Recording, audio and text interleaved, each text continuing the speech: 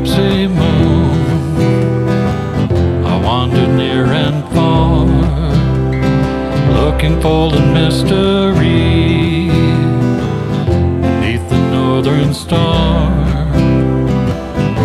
looking for the pot of gold at the rainbow's end, hoping that I find it soon. Hi, welcome to Be My Guest. This is Jan Lewis, and today we have from Fall River, we have Chris Nielsen. He's the founder of the Business Innovation Center. Welcome, Chris. Thank you for having me. He's from Fall River. It's stationed there, but he came in from Woburn. I think you had a meeting today, and you were able to reschedule you so it'd be easier for you. Have business cards, will travel. Have business cards. You know, I found we're trying to get as many words out there as possible about meetups in New England, not just Massachusetts, but all around. And I found Chris's Business Innovation Center. You and your wife are co-founders, am I correct? Correct. When did you found it? When did it start? I've been running a web development company called CNP Integrations, and it's mostly a virtual company for about the past 10 years. We have our local company, and then we have, for our administrative and bookkeeping and that sort of thing, a local team. But then we also work with teams from all around the world. And we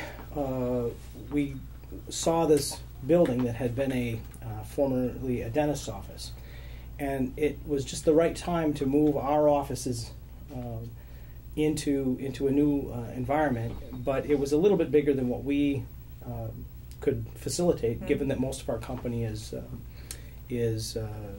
geographically dispersed. But we needed a centralized location, professional location. So we opened it as a co-working space and educational facility. So since its inception about a year ago, last February, we closed on the building, did some renovations, and opened about mid-March. Mm-hmm. And since that time, you mentioned meetups. We found that meetups was a great way to attract unique communities of people. And our motto and mission for the Business Innovation Center is to attract communities of communities. So we started two meetup groups. One is around business networking and entrepreneurship, and the other one is around technology.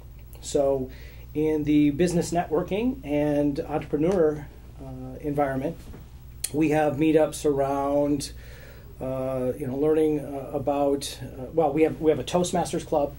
We have, which is a fantastic organization for learning how to. You talked to me about that on the phone. Yeah, it's a curriculum for helping you improve your public speaking skills, and that club we launched in June of last year. We're coming up on our 1-year anniversary. Mm-hmm. It's a great organization and a fun group to participate in. I tease my wife; she's in the group with me, and she was somewhat shy or felt a little bit inhibited communicating in public. And now I can't get her to shut up. I mean, in a polite way. She's a wonderful woman, and English is a second language for her. Mm-hmm. So this has given her confidence and security and really helped her communication. What's your first language? Her first language is Portuguese. She's from Brazil. Yeah.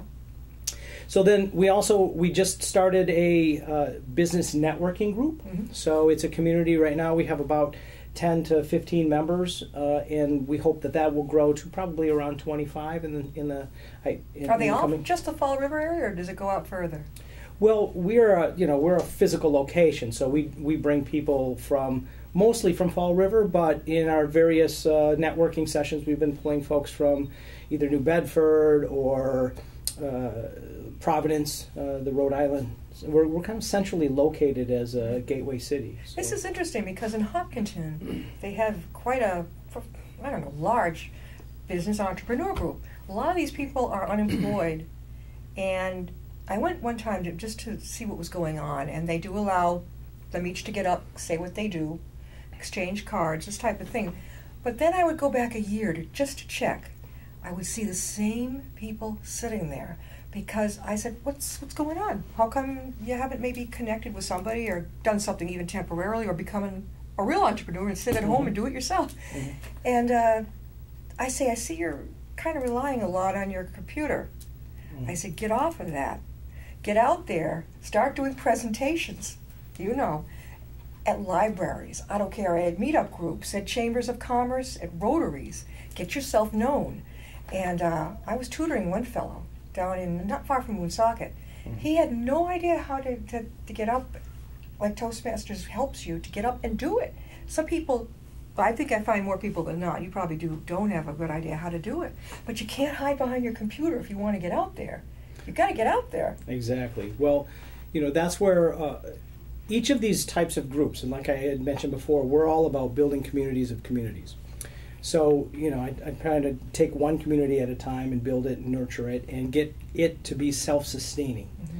So there's a wonderful group of leaders within the Toastmasters that's making that grow and actually not just have our regular monthly meetings, but we're going to be going out and doing programs called Speechcraft, which is a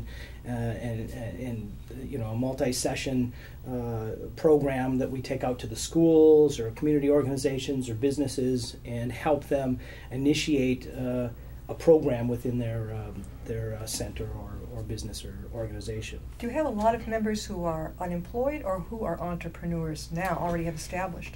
Well, I'll finish the train of thought that I was on to lead into that question. The business networking that we're doing, we have the networking group. That's businesses that are established. Some of them are newer businesses, entrepreneurs.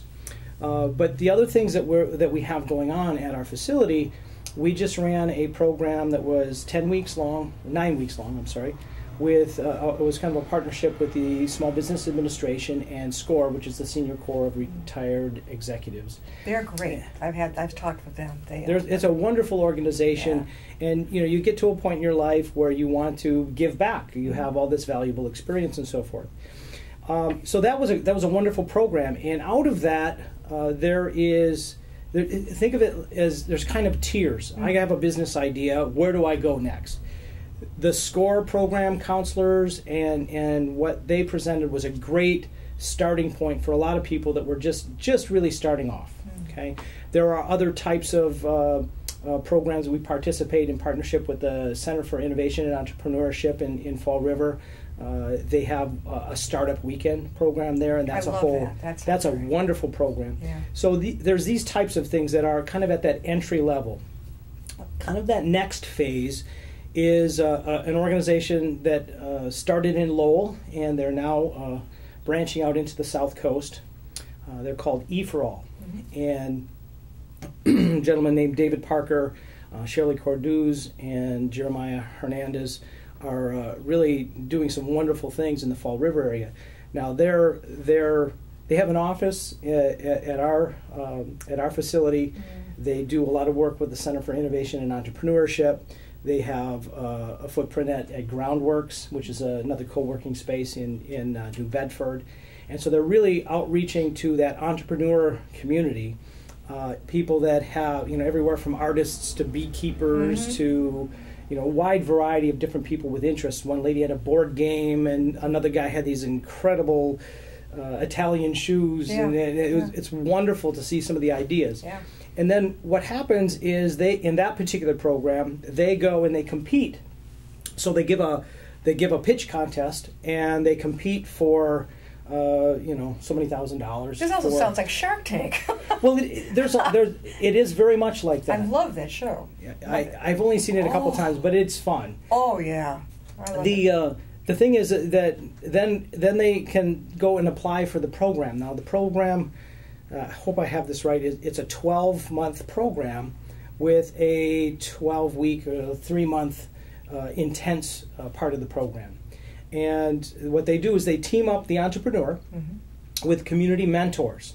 So they usually have one entrepreneur. Sometimes that's 2 people, but one company entity, and they team them up with 3 mentors from the community. Love that. Love it. And it's a wonderful experience. Mm-hmm. Not only do the individual entrepreneurs gain a lot from the various perspectives of the entrepreneurs or of the mentors, but they also get the camaraderie with the other entrepreneurs. So when you put all that together, it's a fantastic experience. The last round, and they just started a new round. I actually will start meeting with the entrepreneur next week, I believe. But they start classes, so the entrepreneurs go to classes. Then they have the mentoring sessions, and that sounds great. It's wonderful. But last time I worked with beekeepers. Yeah. I never thought that I would be working with helping with them with their business, and it was fun because not only were they great people, I really the Buzzards Bay bees. I love these ladies, but it was really a unique opportunity for me to contribute. Our team of mentors was a restaurant owner and a programmer with the Internet of Things Innovation Labs, and he. So between us, we all had these various perspectives, but we've all had varied experiences in business, and we were able to help them, just help them look at things from a different perspective so that they could do more with their ideas and their creativity. Chris, and how skills. can people get a hold of you? Let them know how they can get a hold of you. Well, we have a website for the Business Innovation Center, and it's very simple. It's just businessinnovation.center. And if you go there and if you're in the Fall River area and you want to come and participate in one of our meetups, there are 2 meetup buttons, I guess, right on on our landing page, and you can go and sign up for meetup and then get in the loop for that. You could also call us at 508-644-1553. So that's the number I've got on your card. We're talking with Chris Nielsen, and he is the co-founder of Business Innovation Center in Fall River. Now, it's not a little far to go for a lot of people in this area, but our show covers a lot of area. We've got some overseas one.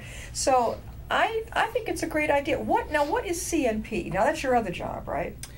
Well, I started off in the entertainment business, and I was a professional drummer and producer and marketing guy, entertainment marketer, and very much like politics, when you're in the music business, it was Chris Nielsen Productions.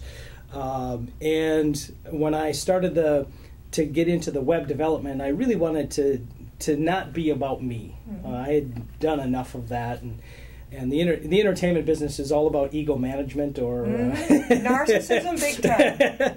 Well, anyways, so I really wanted to get out of it and really grow a team, and so it just we came up with. I wanted to keep the same identity of the CNP, which is Chris Nielsen Productions, so it became Creative Networks Protocol Inc., and that really. When we were working with a lot of folks in the digital and the technology and the creative digital arts, it's still a creative space. Well, I like your card. It says problem solved. And if you also notice, I'm a success manager. That's my job. Is that? Oh boy. Okay, so you're almost like a business coach. Well, if you think about it, I've been building websites now for a little over 10 years for folks professionally. Before that, I worked on combat control systems, training solutions, integrating interactive multimedia into the combat control systems for their help systems. It was pretty fun and exciting stuff for the military. But anyways, I've been building websites, which is essentially somebody's small business online. So I have to take the time to really understand the business. What is the business? What is the goal? Because you can just keep doing stuff online for fun or for no reason or whatever, and not really have a focus. So part of what I have to really do is understand what the entrepreneur or the business owner is doing and match the technology and the people and the process to help them achieve success online. So that it's become kind of a routine. You kind of probably have a mental checklist as you produce your show or write your books and that sort of thing. Luckily, my co-producer does that. He does all the technical. I'm in charge of you guys, I guess. Well, either way, you have a process for how most of us for how we do things, and so it's become more of a second nature. Yeah. Some of the questions that some people may not think about answering are just second nature to me now, or asking, are second nature to me now. So that's now where I'm doing more kind of bricks and mortar types of businesses, and working with them as a mentor, it's really fun, but it's kind of an extension of what I'm doing. I can see, yeah, that is it. Where did you go to college? Well, as a musician, Yeah. I studied music at the University of Minnesota and then some business training and that sort of thing. But I really got my education in the technology field while I was on tour with music. I toured with musicals all around on the East Coast. Were they some of them like Annie Get Your Gun and Carousel and Camelot, that type of thing? I Kind grew up with that stuff. Kind of, yeah. Well, that era, Love but it. I would do the Christmas. Yeah. So we had Miracle on 34th Street, Yeah. and we did A Christmas Carol. Death of a Salesman? My father thought No, that I did a one. lot of other little shows when I was in the city, but the Christmas season was the time for touring. Well, so. Chris you grew up in Minnesota, right? Yes, the musical capital. And I was sharing with Chris that I know a lot of viewers know him. He's made many encore appearances on Be My Guest. Glenn Ickler, he's in his early 80s. He writes wonderful. He pumps out a mystery book almost every year, and they're all based around Minnesota. And I said, how about trying around this area since you live in Hopedale? There's so much rich history in Minnesota, as well as the East here, but it's a more consolidated area, I think. So it's easier to kind of grab onto it for those types of things. You know, and then we've got our Minnesota accent there. You know, we actually pronounce our R's over there. Yes, I tell you. Well, I do too. I grew up, born and raised in New England. I do not have a New England accent. People say, "Where are you from?" I said, "Well, I was born in Maine, raised in Massachusetts, but my parents didn't have it. My father was in radio, commercial radio. My mother, they met at Emerson, stage, broadcasting. You kind of get used to not having your accent if you had it before. So I grew up with people who had no accent. I did not even realize that I had an accent until I came now. over. Well, I don't pick it up. Geez, I can certainly have. No, you don't have that. Well, okay, an interesting story. You remember the movie Fargo? Fargo came out, and it's oh yeah, you betcha. Well, my mother and her second husband, they lived in Florida, so they're down there with the yawl, and they have it's a real southern place. Yeah. Well, she had come home, and I call up to talk to her, and I thought, you know, this Fargo's really taking it way over the line, way. So I call up and hi Jerry, hi, how are you? Oh, I'm doing quite fine. And then I said, well, is my mother there? Oh yeah, you betcha. And I went, oh no. Yeah. But you lost it. You grew up. When did you move here to Massachusetts? I moved here in 2000. So you guys have been here 16 years. Time flies. Time flies. Do you have kids? I have a wonderful 12-year-old, Angelo Fernandez Nielsen. There you go. So your 12-year-old is she, right? He. Is he considered a millennial? My son's 24. He's a millennial. I don't know. I get lost in all that. He's just he's entering this new age of our third industrial revolution and our second the second machine age. Everything is right in your face. Well, it's an interesting book, and I gave a talk about this morning about the singularity effect. Ray Kurzweil has been a big influence on me. He wrote a book called Singularity is Near, and he wrote another one about how to create a mind. And he does a lot of research with artificial intelligence. Yeah. And so there's a lot of fascinating things and scary things at the same time kind of coming at us really quick. And as you know, part of what I was talking about this morning, for example, was over time of society. And these aren't my ideas, these are things that I'm getting from some of the books that I've been reading, but one of the, you know, we created writing and religion and math, and that had a little blip in our timeline, but nothing really did that much until the steam engine. Yeah. Now the steam engine, then that changed everything as it, speaking of technology, it's from Mars. Yes, they're watching. They're watching. Was it Jared Williams in Boston used to say on WBZ or RKO? They're out there. Yes, they are. So anyway, the steam engine and electricity it profoundly changed the way we live, and we're entering this new phase where machines, artificial intelligence, driverless cars. Think of all the health. I have these devices on that track my health.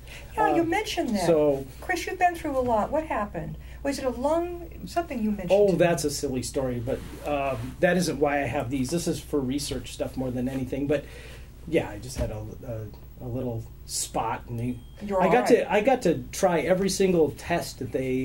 Is it okay? They got everything? Yeah, I'm all good. You're good to go. Now you see, experimental.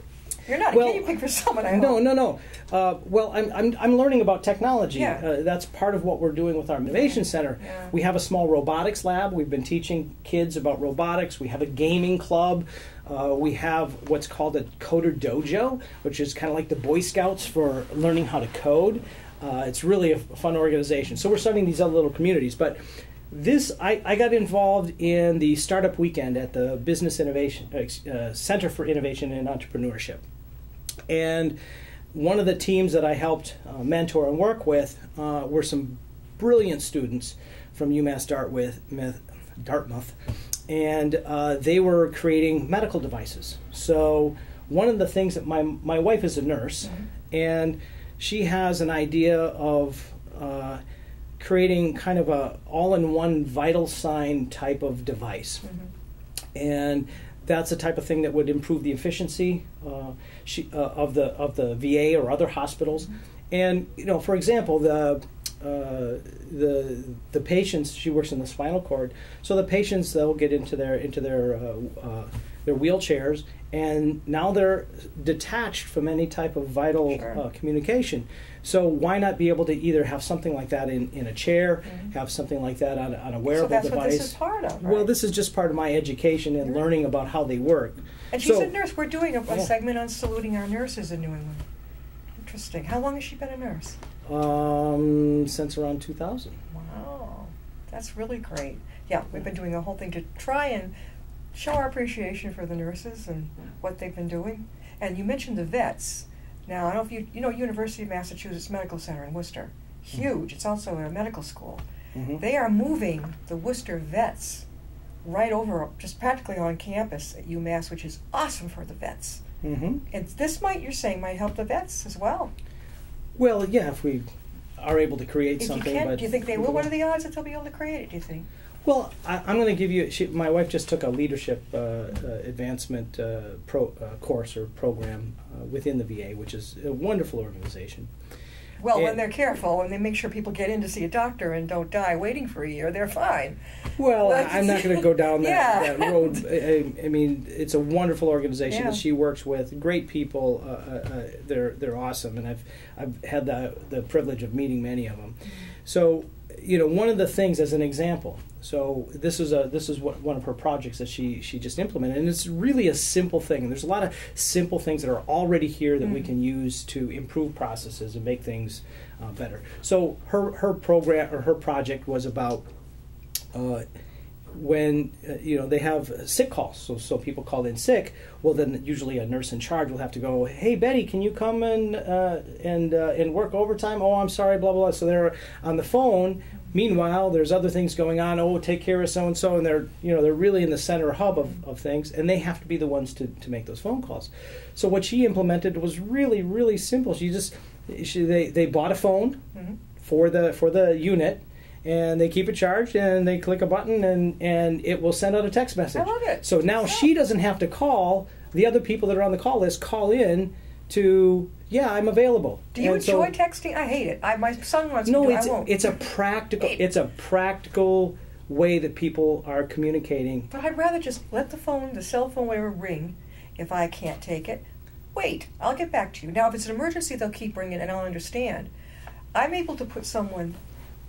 Wherever I'm at, I'm with that person. The other can wait. That's the difference. I can wait. But here's the thing. Our society, and this goes back to some of what we were talking about with artificial intelligence and the things that are going on with the technological revolution. We have to be willing to change with that. We will not grow.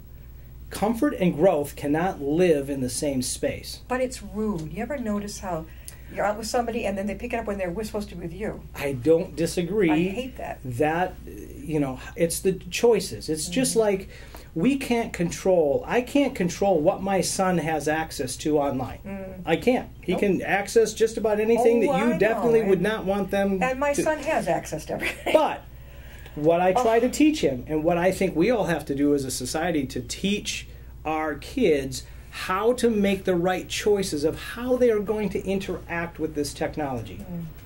Don't waste your time getting programmed by a game. Use it for the educational tool and the information gathering tool that it is. It is powerful. It will empower you. It will embellish your life. Sure, the entertainment is fine and fun, but again, it's about filtering when to look at what information, and when you are seeing certain information that you shouldn't see, you can't unsee it. So turn it off. Move on. We are talking with Chris Nielsen, and he is the co-founder of Business Innovation Center, and he's based in Fall River, Mass, but don't let that scare you. It's not that far. Chris, again, how can people reach you? At our website, which is it's businessinnovation.center. Just simply businessinnovation.center. No www, just businessinnovation.center. And if somebody's really interested in coming, do they have to be employed, or perhaps this would help them become employed, do you think? I think self-employment is going to be one of the next biggest job creators in our entire Look at the baby boomers. They get to be what is the thing? 50 or 65 people think they're going to retire. No, but a lot of people can't. So they're starting their own businesses at 65, 70 years old. I think it's awesome. Well, think about the job market, and it's changing and shifting. Lawyers, there's going to be a lot less lawyers. There are going to be a lot less doctors. I can get all the information. That's scary. Well, think about IBM Watson. It is this amazing resource that can be a better diagnostic practitioner, whatever, than a doctor. I mean, it will be, in law, it's 90% accurate versus 70% human. So these technologies are going to transform our life immensely, and I'd encourage people to start following some of the great thought leaders in this area, because it is coming faster and faster and faster. And that's why I started the Business Innovation Center, so I could not be comfortable, get out of my comfort zone, and help other people get out of their comfort zone and learn about some of these technologies. Chris, what age group, before we go, what age group do you say comes to your group? Well, all ages. Okay. We have some young kids. I have some old ladies, old guys. It's wonderful. They bring cookies to our topics about artificial intelligence, but I love their hearts. They're open-minded to learn. So our grandmothers come, as well as the millennial kids. Absolutely. So we've got everybody in between. You've got boomers. You've got the you've got the senior generation past the boomers. You've got probably Gen Xers, who are right behind the boomers, and then you got the millennials. Now these are four very different generations. Everybody can benefit from it. Come with a hungry mind, and I will make sure you get fed. For example, we had this coder dojo last weekend, and it was wonderful because here I am teaching the kids about basic HTML in this particular case, but they're teaching their dads. So they're all learning as well, and understanding it is the best way. Things like that have had negative impacts on our society, such as racism and things like that, that all comes from not understanding, not really embracing the cultures and so forth. So it's the same thing with technology. Understand it and embrace it. I had to teach my father how his computer thinks, and then he likes email. Otherwise, it was uncomfortable. It wasn't Email fun. Is the only reason I learned to use a computer, because I was working with a lawyer. That's the only way I could get through to this guy. He wouldn't answer phone. I thought, I've had it. Soon it'll be text. But you know what it did? It took me a month to learn it. I would go from this library to that one and ask for help from librarians, and I got it. Chris, thanks for being on the show. Maybe we can have you back pleasure. Again. Thank you so much. This is great. We'll see you next time. I'll be my guest.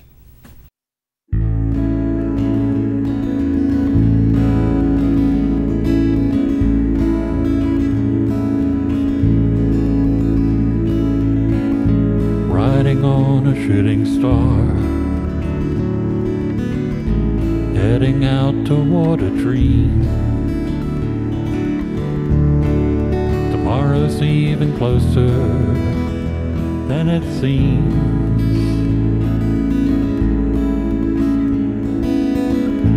Moving through the cloudless sky, heading out toward the moon. I am dancing to the lunar tomb.